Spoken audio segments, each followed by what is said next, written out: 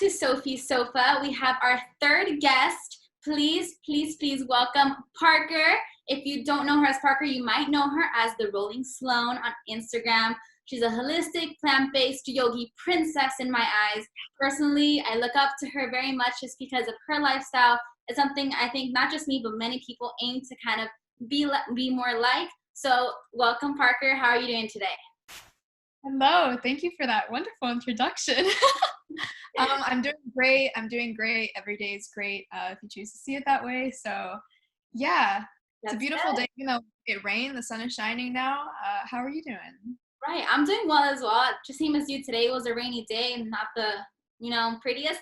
And while I was working out, I think both of us had this issue, but it started to rain in the middle of the Oh my God, I was in the backyard and I just saw the dark clouds and I was like, I'm gonna have to run inside. And yeah, I literally ran inside in the middle of my workout. It kind of messed me up or whatever. I got it done. Yeah, right? So first, I want to start off with the Rolling Sloan, because that's your Instagram handle. Yes. How did you choose that? What's the meaning behind it? And just everything to do with that and who you are. Yeah, okay. So my name is Parker Sloan Lero. I tend to use Sloan for a lot of things. My personal account is Parker_Sloan, and I had been wanting to create kind of like a plant-based foodie Instagram page that also incorporated my yoga for a long time, like a little over a year ago. Wasn't sure exactly what I wanted to do with it, but that, I guess, mission is a little bit more clear now. Yeah. And the Rolling Stone kind of came out of nowhere. I just wanted a creative, fun name, and I was like, Rolling Stones, good band, Rolling Sloan. It sounded cool. I hope to travel a lot, in the future, and I've been traveling a lot lately. So that kind of goes into it too, and that's kind of just like the Rolling Sloan, fun little name. But what that whole account encompasses is basically, I guess, my mission to influence people to live a more plant-based, mindful lifestyle. Well, just mindfulness in general. So my account is to help people be more mindful through plant-based eating and through mindful movement. Not that I'm trying to get people to go vegan or trying to get people to do yoga, but just in general live a more mindful life. Yeah. Right. Mm-hmm. Cool. So how did you slowly get into this lifestyle, or did you do, complete 360 from one day to the next? Like, how did you kind of start, and how did you get to where you are today? Yeah, so basically, if we're talking about me being plant-based plus being a yogi, I'm a certified yoga instructor, so that's one thing here. About 3 years ago, toward the end of my senior year of high school, I remember just randomly thinking I wanted to go vegetarian. It wasn't because I saw some, animal rights video and I was shocked, or because, it was for any specific health reasons. I just thought one day that I felt like vegetarianism would be good for my body, and I kind of went with it. And ironically enough, the same week I got invited to my first ever yoga session, which, looking back on it now, I don't think was a coincidence. I think that was the universe putting things together for me, because yoga and plant-based eating goes very hand in hand. So basically from there, I wasn't plant-based right away. It wasn't a 360, or it wasn't a 180, so to say, but I kind of, was pescatarian, and then I would eat meat every once in a while. Chicken tenders were hard to give up. Mozzarella sticks sometimes were hard to give up. Ben & Jerry's ice cream was probably the hardest thing to give up, but now I just items now. Yeah. Oh my God, Ben & Jerry's has the best dairy-free line. Yeah, Ben & Jerry's Haagen-Dazs. Right. So good. It's so good. PB and cookies is my favorite. So that's the one I always get. It's so yummy. Oh, I'm gonna have some. Yeah. But now I just don't really see it as having given things up, but rather all the things that I've been able to incorporate more into my diet. I wasn't always such a mindful eater. When I was younger, I ate a ton of junk food. I wasn't someone who was always eating healthy. I didn't grow up this way. My family is not plant-based. I kind of just did it for myself. And I guess when I got my yoga teacher training is when I really solidified being plant-based. That was almost a year ago. Right. So I'd been pretty much vegan for a while, and then every now and then I'd maybe have ice cream. That was pretty much it.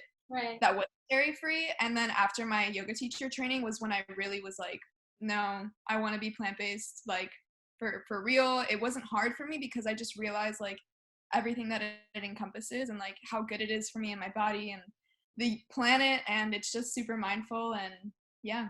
That's good. And I really like how you said that yoga and being plant-based, they kind of complement each other in a way. And Yeah. you can eat one or the other, but when you combine them, I think it's more powerful in that way. Yeah. But definitely good for you. Like, there's this one concept within yoga called or like a philosophy within yoga called ahimsa, which basically translates to mean like non-harming, non-violence toward like animals, toward all life in general, and just having like an overall respect for life.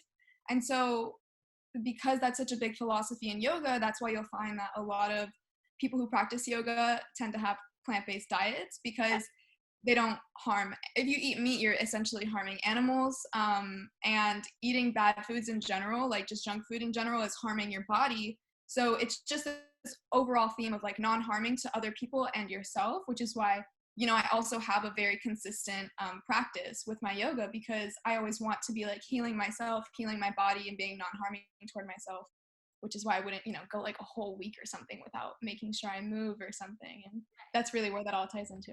right. And it all ties into, again, like you said, it's lifestyle. It's just how you live your life. I don't think you really actively recognize that you're doing these specific things. You're mindfully making these decisions, which are better for you. And I know you spoke about, you know, giving up the chicken tenders and some type of ice cream and all that stuff. So that could be a challenge. But what other challenges have you had with this lifestyle? And with that, you can kind of speak about some myths that maybe you've heard. Because I know I went vegan in high school for like 3 months. It was a bet with my friends, something super silly. And my family went crazy when I said this. I bet. I had to hide because right? like I said, there's so many myths. Like, you're not getting this, you're not getting whatever. So go ahead and talk about your experience with that. Yeah, so definitely, obviously, one of the, you know, most obvious things would be like giving up certain foods. You know, I really like chicken tenders. I'd get these like healthy whole wheat chicken tenders or whatever from Publix, and then like ice cream would be kind of hard, and sushi was really hard because I really liked fish, and my dad's salmon. You know, you have all these things that you're like connected to in a certain way, especially like if you've grown up with very specific foods, if it ties into your culture. But besides that, because that was pretty easy to get over, your palate changes, whatever, you know, there are nutrient deficiencies that are involved with, you know, changing your diet in any kind of way. So once you take anything out of a diet, you're essentially losing nutrients that you would be getting from the foods that you are already eating. One of the most common things would be iron and B12 from meat. So at first, you know, I didn't do the research well enough, but I definitely wasn't getting enough iron, and I did have low iron for some time. I wasn't anemic, but I did have low iron. I felt it. I felt fatigued, you know, and then it was like, oh, well, it's because I'm not eating meat that I'm feeling fatigued. And then it was like, am I doing the right thing with this diet, with this lifestyle? And I knew there had to be a balance, did my research, and I fixed it with a plant-based diet. You just need to look up, you know, like what kinds of foods are high in iron in the plant world. So like dark leafy greens, dark green vegetables are super high in iron. You can take an iron supplement to get your iron up a little bit while you do that. And then B12, like that's probably the number one thing that anybody in a plant-based diet needs to actually supplement, because you're just not going to find it in any plant-based foods. It's not that plant-based foods aren't enough. It's that B12 actually comes from the soil. And so animals eat plants with the soil on them from the ground, and then we get our B12 from animals. But because we wash our foods nowadays, you know, because we're so sanitary nowadays, we don't get that soil from, like, you know, let's say your carrots, your veggies, whatever that you would get, where you would get your B12, so we don't get it. So just learning what you need to supplement, I think, so you don't become nutrient deficient is really important. And that's definitely one of the biggest. Also, they think that because you're not getting B12, they make this whole big deal where, oh, I don't want to take that supplement, I'd rather get it from me. When in reality, there's people that they take multivitamins, or they take like vitamins for their hair, and it's like, it's the same thing. So that's a really good point, because it's a point that, you know, I brought up, like, you know, you need to make sure you supplement your B12, you want to take these kinds of vitamins. So the argument is, well, if I have to take these vitamins on a plant-based diet, then I probably shouldn't be doing that diet. But in reality, pretty much everybody on a meat-based diet or whatever kind of diet is taking whatever supplements they're taking, multivitamins, they're taking their protein powders, which is another thing. You asked me about myths. So one thing is that you're not going to get enough iron on a plant-based diet. Well, the reality is that iron deficiency is one of the most common deficiencies in the world, regardless of what diet you're on, especially for women, because women menstruate. And I eat a lot of chicken, and I know that because when I stand up really fast, you know how you get like lightheaded if you don't have as much iron. And so I struggle with that. Like when I get up, I have to kind of get up slowly, and I eat a good amount to be able to say, no, I shouldn't be deficient, and I still am. You know what I mean? So it's like there's no argument for it. Exactly. So being mindful of that, and then like getting enough protein. Like one, you don't need 200 grams of protein in a day. That's just one thing. Right. I'm not saying that, you need the bare minimum. There is the argument of it's really hard to have a protein deficiency. Like it is, but obviously you still need to make sure you get your protein in, which is really easy on a plant-based diet. Think of legumes, think of your chickpeas, your black beans, your lentils. Lentils are like a powerhouse of iron and protein, first of all. So they're just great. A bunch of plant foods have little bits of protein in them too. When you look at all of that, you're really getting all that you need. And, it's such an anti-inflammatory diet, and your body absorbs all the nutrients so well. Like a lot of the myths. I trust me. And I think it comes with people maybe not being as educated in the sense, not super negatively, but just they don't do the research. So they don't know exactly. They're just kind of speaking on what they hear. And that's honestly an issue with every topic in the world. But again, it's just up to the person to kind of do their own research. Yeah, sure. But my best friend is vegan actually. And we do this thing. Well, I do this thing with her that every Monday I eat a vegan diet. And that's kind of how I transitioned into it, And on Tuesdays, I feel great. Like I feel amazing. And my best body pictures come on Tuesdays because I feel less inflamed. Like I really do. It's something people have to see for themselves. And then Wednesday, I'm like, dang, like I shouldn't have that chicken, that protein shake. But you know what I mean? It's little changes like that could make a difference. Now, I want you to speak a little bit more on yoga, maybe just on like how you got into instructing, like what made you want to pursue that, and why people should maybe try yoga maybe once a week, once every other week, just incorporating it into someone's lifestyle. For sure. So like I said before, I started yoga around 3 years ago, the same time that I decided I wanted to transition to a plant-based lifestyle. And I think I just realized how beautiful doing yoga is, in the sense that, it's not just a workout, which is what it was for me in the beginning. I wanted to be leaner and get a different type of workout in and like stretch more. And that's what I thought it was. And then you start to realize that yoga really is much more mindful. And a lot of people don't know this, but yoga truly is like a pathway to meditation. And so traditionally you do a yoga practice, you get your body prepped so that you have all of your distractions out, you get all your kinks, and then you can meditate and your mind is more calm after. And then you can sit in meditation. A lot of people don't do that. You go to a yoga class, you do your flow, and then you leave. Right. But realistically, it really sets your mind up to be more clear. A lot of messages within a yoga practice can be translated into real life. So for instance, if you're holding a pose and you're sweating in it, you have to stay still, your eyes are in one place, you're keeping everything in one place, but you're still breathing. Another aspect about yoga is that you're always coming back to your breath. Right. And a lot of people really forget to breathe. I mean, if I asked you right now, like, are you breathing? You wouldn't even think about it. And you really come back to your breath. It's very peaceful. It's a mindful, meditative movement. And so I just found all the beauty within it, and I wanted to share it with other people. At first, I really just wanted to deepen my own practice. Right. And then I realized, like, this is something that if I know enough about it, like, I need to share this with other people. And so I got my yoga teacher training. It was a great time doing yoga every single day for like 8 hours a day. And it was just the best. And here I am today, and hopefully, especially when this whole thing is over, I can go teach more people in person. I've done Zoom calls for teaching and it's great.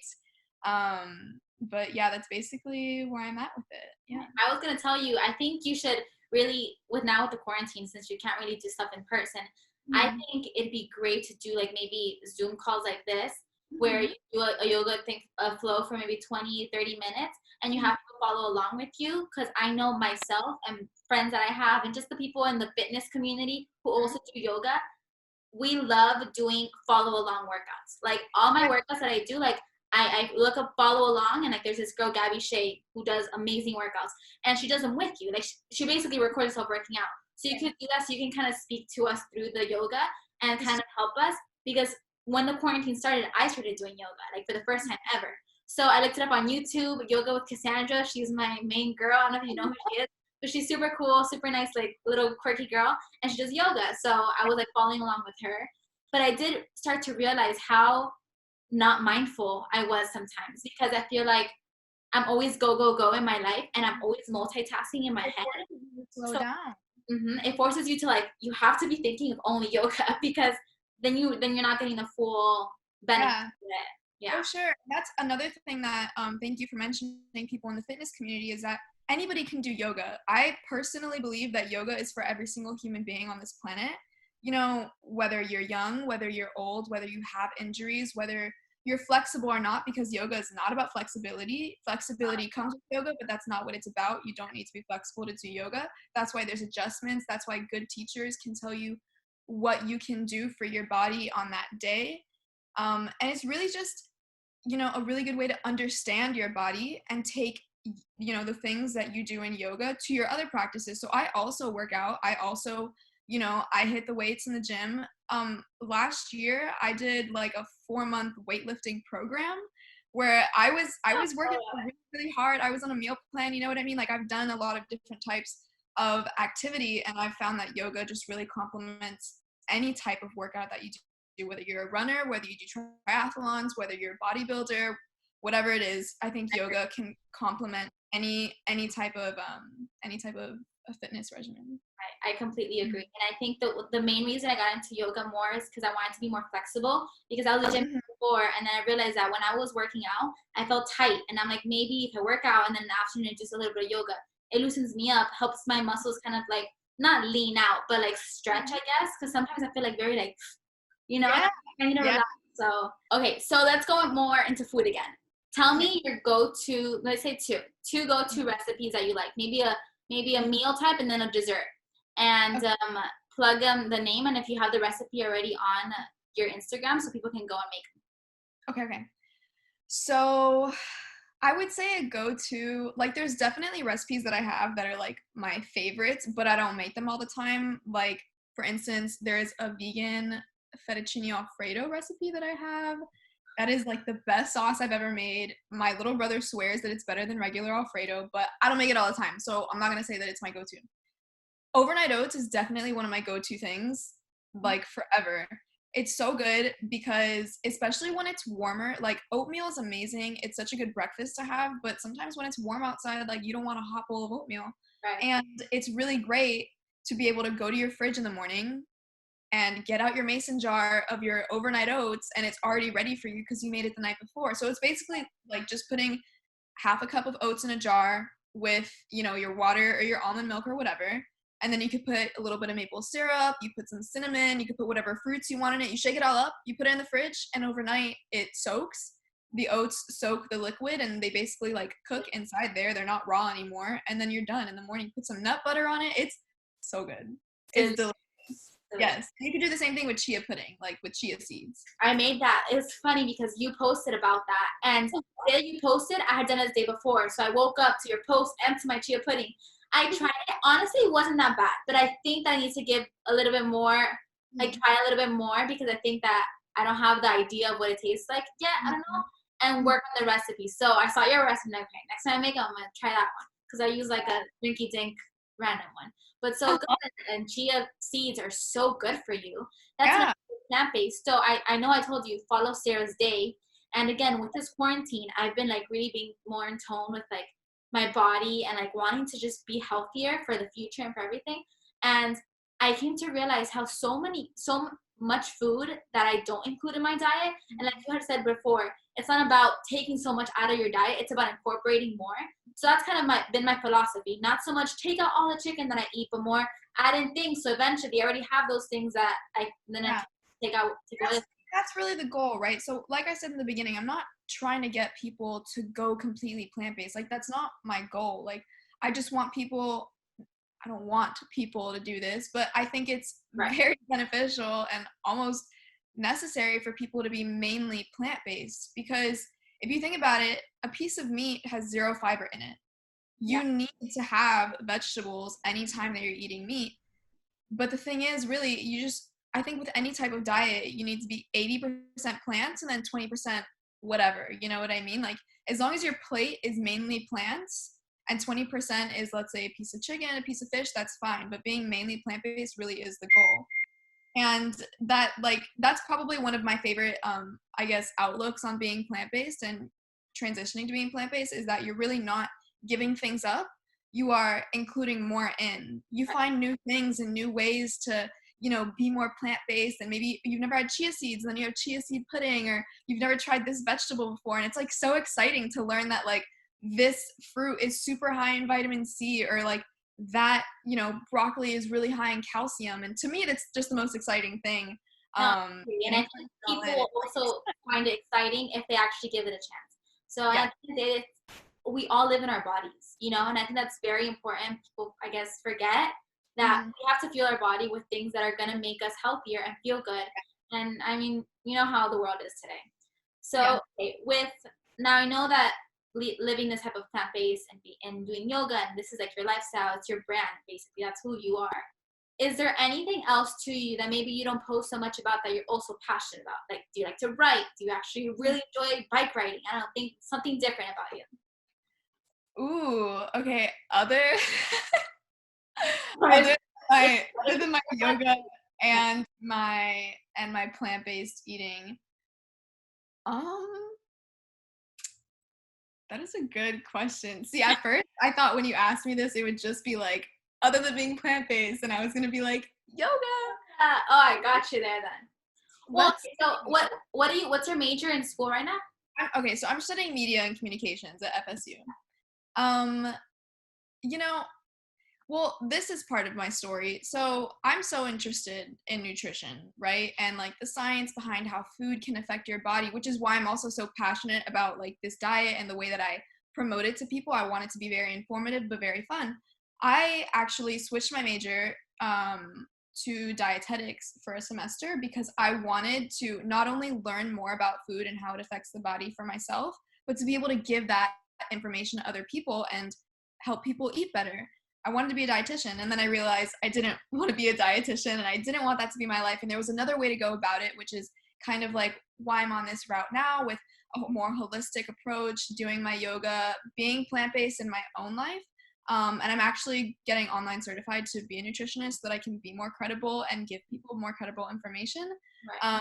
But now I'm studying media and communications. And I think the reason that I switched to that is mainly because, like, personally, I want to do my own thing. Like, I have very entrepreneurial goals and entrepreneurial ambitions. But I knew that if I had to switch my major to something, it would be something that I could take skills from for myself and for my entrepreneurial ambition. So taking skills from, different types of media, learning about the media to create my own content, skills with the camera, talking to people, things like that, all goes within what I've done in my major and what I can do in my future. But I don't specifically want to go into like journalism right now or anything else that somebody in MediaCom would go into, like marketing or things like that. Yeah, I completely understand. And it's great because everything can work together the way you want it to. Like, there's so many different things people can learn, and they could all look like they have nothing to do with each other. Mm-hmm. But you personally, you know how to connect the dots so that way it all works together. Mm-hmm. And I think that can be your passion is, aside from yoga and eating a wholly plant-based diet, your passion is also spreading it. Because there's a lot of people who don't even have an Instagram, or have an Instagram and they never post that they eat plant-based or yoga. And you're that person that actually does post. So that's that definitely falls into something that I would say I'm passionate about. So I guess I didn't think of it that way because I almost assumed that it was like implied, but it's not implied. That just because I'm doing what I do, that I'm so passionate about helping people, but that really is a passion of mine, to be able to know that just because of one healthy thing that I posted, somebody made that healthy meal and they were inspired by it. Like I'm literally so filled with like gratitude and happiness to know that I'm helping somebody else live a healthier lifestyle, because it's just like the kickstart, you know what I mean? Like, to know that I'm doing that in the most like selfless way, not in a selfish way at all. And then going even deeper, like, you know, when I've led people through yoga sessions, and, you know, when I adjust them, and when they tell me after that they feel like they're floating because, you know, like they're just so out of their body now, like they got out all their kinks, they're more into themselves and clear-minded. Like, that's just the goal, you know, like, because I know how amazing it makes me feel as a human being. To spread that to other people really is like the ultimate passion. Yeah. Well, you can definitely count on me to do a yoga session with you. Please post about it. I keep up to date with all your stuff. I definitely need to get on that. I'd love to. Right. And after post quarantine, I'll be wherever you're teaching to. Great. That's great to hear. Perfect. Last thing, let's close it off with someone who wants to ultimately be the ultimate plant-based princess, yoga princess. Where do they start? Let's keep it nice and simple for someone who really has no idea what to do. So if you want to start going plant-based, I would say to slowly add in more plant foods into your diet. You don't want to overwhelm yourself, right? Because once you switch from one thing straight to the other, it's like, what's going on? It's too overwhelming and I don't want to do it anymore. I'm just going to go back to my old habits. So if you think of it at a basis level of changing any type of habit, you need to start slowly. You're not going to start from, let's say you want to start working out, you're not going to never work out and then go for a 10-mile run. You need to start with a jog. You need to go every day, like get yourself used to it, right? So just start out slowly, and know that being mainly plant-based is the goal. You know, you're not trying to be completely plant-based. If that comes with it, beautiful. Right. But being mainly plant-based is just the goal. Another reason is, if you want to go plant-based, like, ask yourself why. Like, why do I want to go plant-based? Have a purpose with it. Like with anything, it'll help you to keep coming back to that purpose and realizing like why you're doing this. You know, don't just wake up one day, which I did, and say, I want to go plant-based, and then just go full-fledged, and then you're asking yourself, why did I do this? Like, set your purpose in the beginning, set your intention. And I think another thing is, it's really important to do research, but don't overwhelm yourself with research. Right. So like, I've done a ton of research because I'm super interested in it, and I think it really is important to know maybe any supplements that you need to take, like take care of your body, know the types of foods, like know what foods do what for you. But like, I think following like very credible people on social media really helps. Like YouTube is great. That's been like a massive resource for me. Instagram, like, you know, follow foodie accounts, things like that. But I would say like, don't fall into, this is super important, don't fall into being like a plant-based vegan. I mean, whoa, cut this out. don't fall into being like a junk food vegan, right? So I think a major takeaway that I would want people to know is that being vegan doesn't mean that you're healthy. Right. Because you could be vegan and eat Beyond Burgers all day, eat Oreos, eat vegan chicken nuggets, eat vegan Ben & Jerry's, and that doesn't mean you're healthy, right? So that's why I go by like being like whole food plant-based. Right. Because being plant-based is vegan, but being vegan doesn't mean being plant-based, essentially. So obviously it's fine in the beginning to go to like your vegan chicken, vegan burgers, things like that. Because it makes it easier. Like, it's definitely way easier to transition, but try to not become so dependent on like the vegan faux meats and vegan cheeses, because it's still processed at the end of the day. Yeah. And I think it's important not to give yourself a quick label, like from one day to next, oh, I'm plant-based. For sure. I feel like you get more pressure of like, now you have to be 100%. I think it should be, oh, I try to eat more plants now, or I try to eat less meat. Right. Because I think that people get overwhelmed with trying to stay on one singular path when there is no one singular path. It's different for everyone. Yeah. And you kind of have to see the different ways you're going to incorporate a new lifestyle, not just, again, like we said, do a complete 180, you know? For sure. And like, anybody watching this, if you ever want to reach out to me on Instagram, like, I let every single person on my Instagram know that if you have any questions at all, especially for things that I know I'm gonna think about later and be like, why didn't I mention on here? Please reach out to me on Instagram. Like, please message me. I try to message everyone back and give them advice. Seriously, like it's literally what I'm here for. So that's perfect. So first of all, everyone, her name on Instagram is The Rolling Sloan. I'm gonna put it down here somewhere. So please give her a follow. Like she just said, she answers any or all questions that you guys might have for her. So thank you so much, Parker, for being here. This is very informative, and you're gonna still inspire me every single day more and more. So I'm excited of everything that you're doing. This is so great. Thank you so much. Thank you. Alrighty, guys. Thank you so much for watching. We'll see you on next time on Sophie Sofa.